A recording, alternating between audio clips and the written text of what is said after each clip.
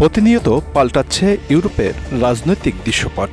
রাশিয়ার বিরুদ্ধে একট্টা হয়েছে দেশগুলো। তারা চাইছে ইউরোপের বিভিন্ন দেশে জব্দ করা রাশিয়ার $210 মিলিয়ন বাজেয়াপ্ত করার। এই আলোচনা এমন এক সময় হচ্ছে যখন ইউরোপে কূটনৈতিক তৎপরতা বেড়েছে। ফ্রান্স ও যুক্তরাজ্যের নেতৃত্বে এই প্রচেষ্টার লক্ষ্য ইউক্রেনের জন্য একটি শান্তি পরিকল্পনা প্রণয়ন করা।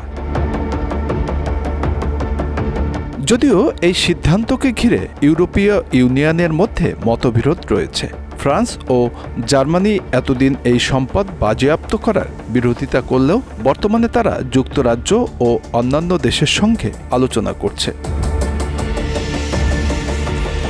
প্রস্তাবিত পরিকল্পনা অনুযায়ী যদি রাশিয়া ভবিষ্যতে কোনো যুদ্ধবিরতি চুক্তি লঙ্ঘন করে তাহলে এই অর্থ বাজেয়াপ্ত করা হতে পারে। ইউরোপীয় ইউনিয়নের নেতারা মনে করছেন এটি ইউক্রেনের জন্য যুদ্ধ পরবর্তী নিরাপত্তা নিশ্চিতের একটি কৌশল হতে পারে। বিশ্বের শীর্ষ অর্থনীতির দেশগুলোর জোট G7 2022 সালে রাশিয়ার কেন্দ্রীয় ব্যাংকের প্রায় $315 বিলিয়ন সম্পদ জব্দ করে। এই জব্দ করা সম্পদের মধ্যে বেশিরভাগ অর্থ প্রায় $200 বিলিয়ন বেলজিয়ামের কেন্দ্রীয় সিকিউরিটি ডিপোজিটরি নিউরোক্লিয়ারে রাখা আছে। বাকি অংশ ফ্রান্স, যুক্তরাজ্য, জাপান, সুইজারল্যান্ড ও যুক্তরাষ্ট্রে সংরক্ষিত আছে।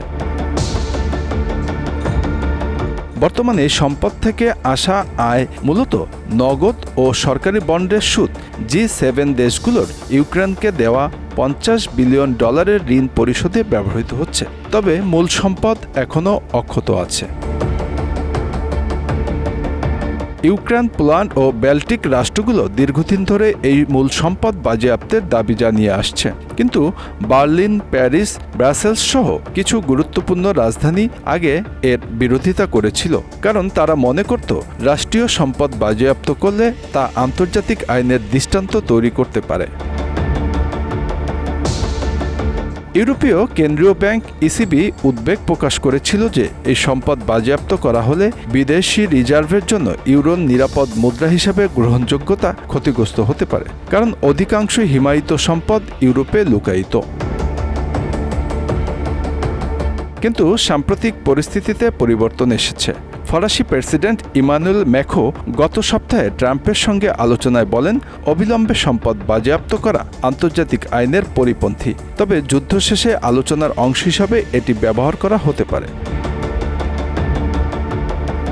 ইউরোপের এই নতুন কূটনৈতিক পদক্ষেপ কি ইউক্রেনের যুদ্ধ পরিস্থিতিকে কোনো বড় পরিবর্তন আনবে, নাকি এটি আরও জটিল পরিস্থিতির জন্ম দিবে? ভবিষ্যতই এর উত্তর দিবে। Bangla affairs news desk.